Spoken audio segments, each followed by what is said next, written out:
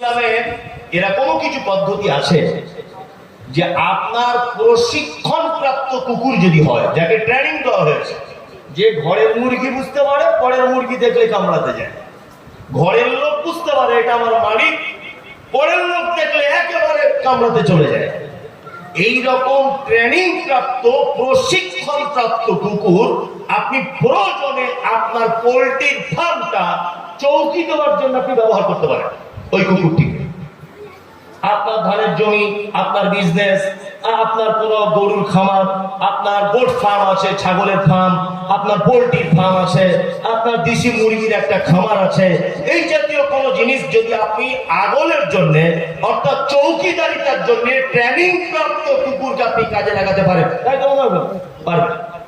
উনিও বলছেন পারবেন, কোনো সমস্যা নেই, পারবেন।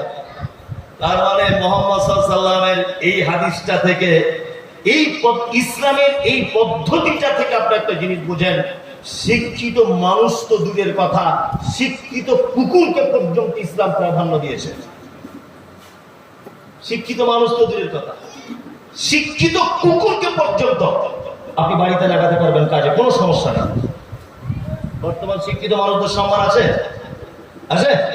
শিক্ষিত মানুষ নিচে বসে আছে, মূর্খ অযোগ্য সে টাই পরে সেক্রেটারি হয়ে বসে আছে উপরে স্টেজের উপরে। আর সবাই বলছে এখন আপনাদের সামনে আসছে আমাদের এলাকার মনোনীত অমুক লোক, অমুক সাহেব, এসে 50,000 বান্ডিল দিয়ে দিল, লোক নারে তাকবীর আল্লাহু আকবার দিয়ে দিল, সাংঘাতিক ব্যাপার। অথচ হেডমাস্টার, স্কুল মাস্টার, যোগ্য মানুষ নিচে বসে আছে, তার কোনো পাত্তাই নেই। আছে? আশ্চর্য ব্যাপার। আল্লাহু আকবার, আল্লাহু আকবার। শিক্ষিত মানুষের মর্যাদা আমরা দিতে পেরেছি? বাস্তব একটা চিত্র বলবো, বলি, দেখেন আপনাদের আবার বুঝতে সুবিধা হবে। আমি রাজনৈতিক লোক না, তা আমি একজন রিক্সা চালক, একদম দেওয়ার অশিক্ষিত মূর্খ, যাকে বলে আকাঠা মূর্খ, যাকে বলে ধরে না।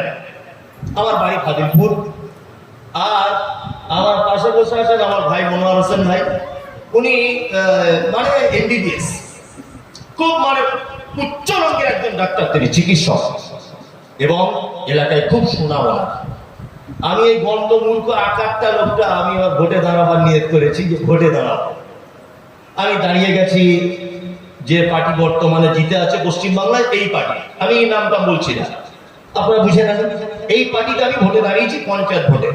আর ফাজিলপুরে গ্রামে মনোয়ার ভাইয়ের বাড়ি, তো উনি দাঁড়িয়েছেন কংগ্রেস থেকে, ধরে না, আমি তৃণমূল, উনি কংগ্রেস।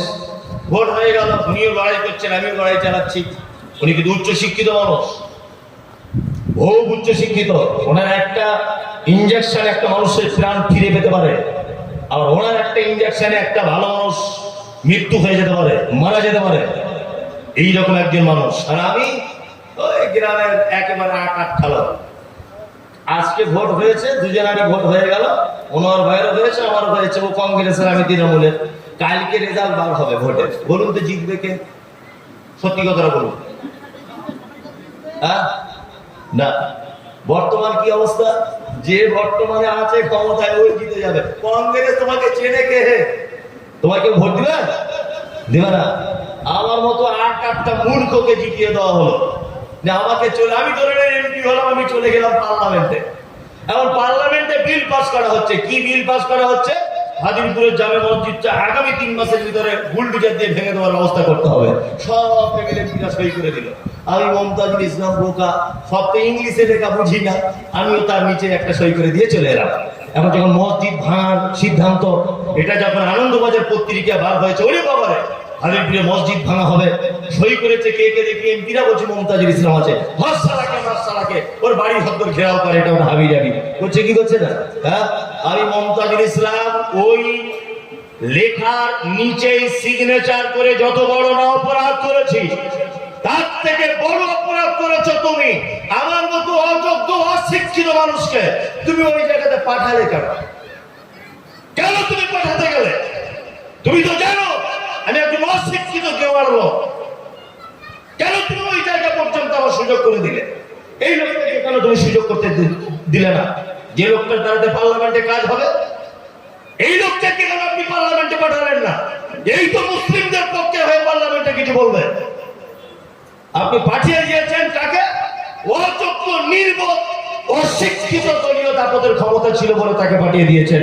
তার দ্বারাতে জাতির কোনো উপকার হবে, তার দ্বারাতে নিজের কওমের কোনো উপকার হবে, এই আশা পোষণ করাটাই বৃথা। কি বলছি বুঝতে পারছেন না? এই আশাটাই করা বোকামির কাজ। আল্লাহ, তার মানে আমরা শিক্ষিত মানুষদের মর্যাদা দিতে পারি নেই। আল্লাহ সুবহানাহু ওয়া তাআলা জ্ঞানীদের মর্যাদা দিয়েছেন কোন জায়গায়? এবার একটা চমৎকার কথা বলে আমি বক্তব্য শেষ করে দিব 10:30টাতে। এখন 10:05 বাজে। 1 মিনিট আপনাদের টাইম আমি নষ্ট করব না।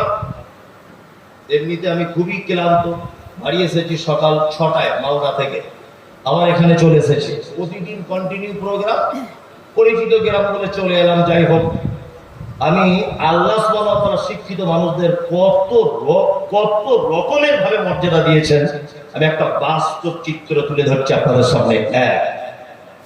পৃথিবীতে একজন লোক ছিলেন, লোকটি নবীও নন, রাসূলও নন। লোকটি নবীও নন, রাসূলও নন। লোকটি একজন জ্ঞানী লোক। আল্লাহ সুবহানাহু ওয়া তাআলা তার নাম পবিত্র আল কোরআনে লিপিবদ্ধ করেছেন। শুধু কোরআনে লিপিবদ্ধ করেছেন যেমন তেমন করে না, লোকটির নামে একটা সূরা অবতীর্ণ করে দিয়েছেন। তার নাম লোকমান।